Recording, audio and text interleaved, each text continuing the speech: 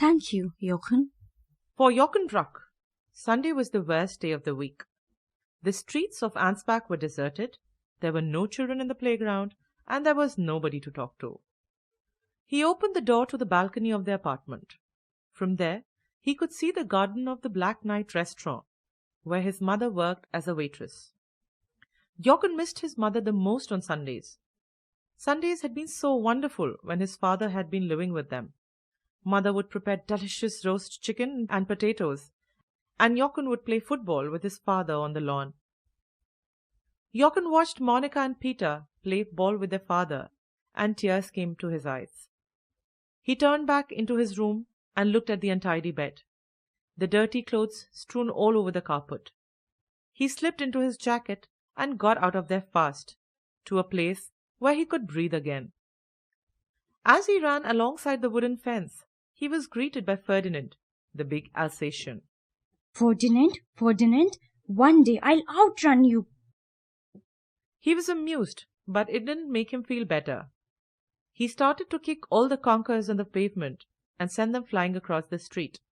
One fell on Mrs. Hammerstein's sunshade. Of course, it's you, Jochen Bruck. You will never learn to behave. Think of your mother, boy. Poor woman, slaving away for an ungrateful boy like you. Jochen broke into a run and came to the deserted marketplace.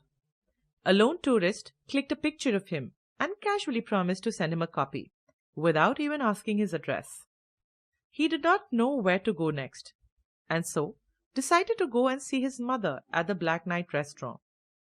He knew his mother did not like him to come to the restaurant during her working hours, so he would just try to catch a glimpse of her through one of the windows. Jochen carefully peeped through the window into the smoky room. The restaurant was full.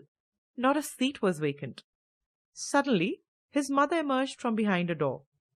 Her blonde hair was neatly set into a bun, and she wore more lipstick than usual.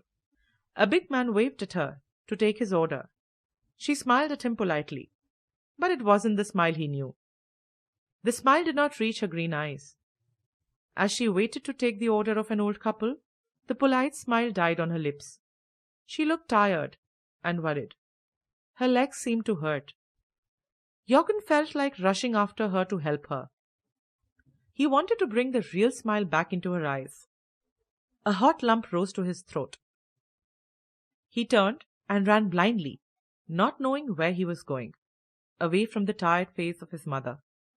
And suddenly, he knew where to go and what to do. He climbed up to his flat. He pulled the door shut behind him and hung his jacket on a hanger on the hall stand. Then he put on his slippers and washed his hands. He cleaned up his room and also tidied up his mother's bedroom and vacuum cleaned the whole flat.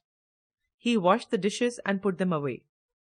Then he treated himself to a massive sandwich of ham, cucumbers, mayonnaise and tomato ketchup.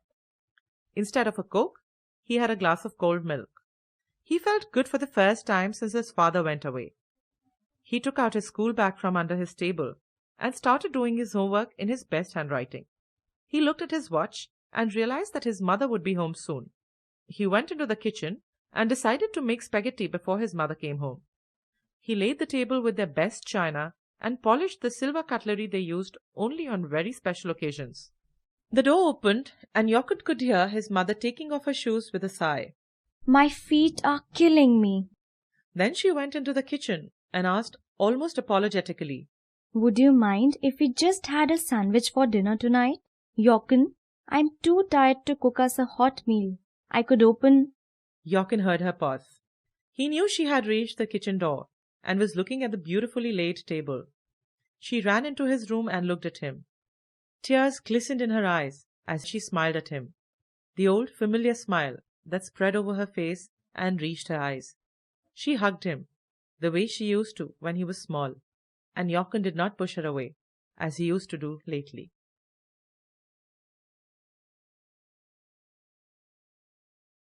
Subscribe now and press the bell icon. Never miss an update.